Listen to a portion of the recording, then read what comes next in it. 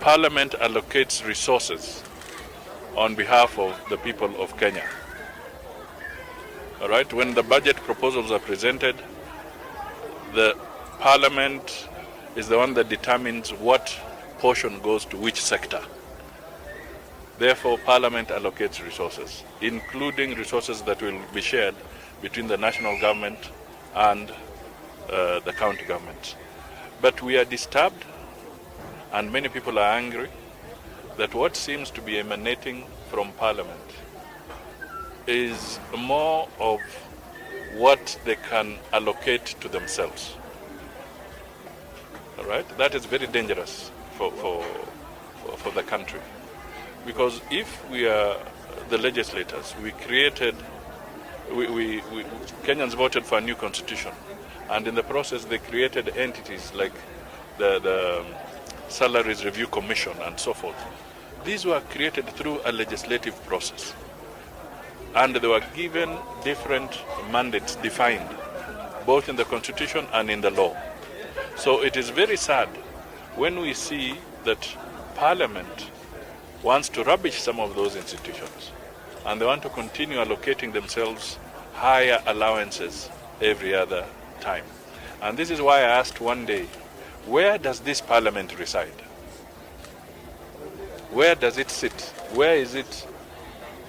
Because if we know that there are high levels of unemployment, we know very well that Kenya is reeling from a high public debt.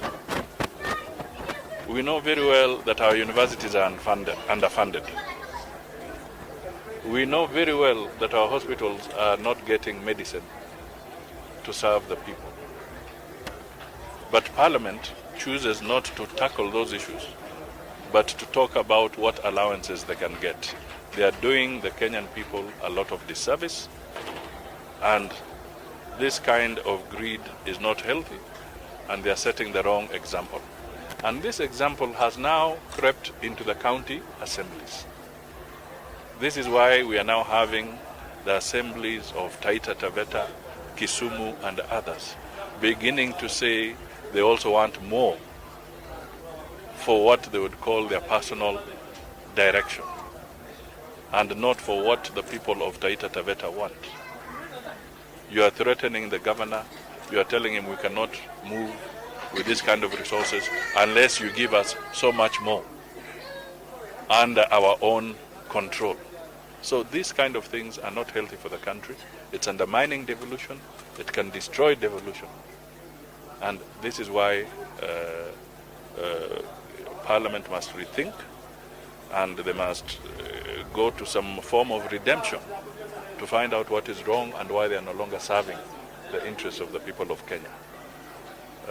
The Big Four agenda will not materialize unless he stamps his authority totally on the war against corruption. We don't want to see sideshows.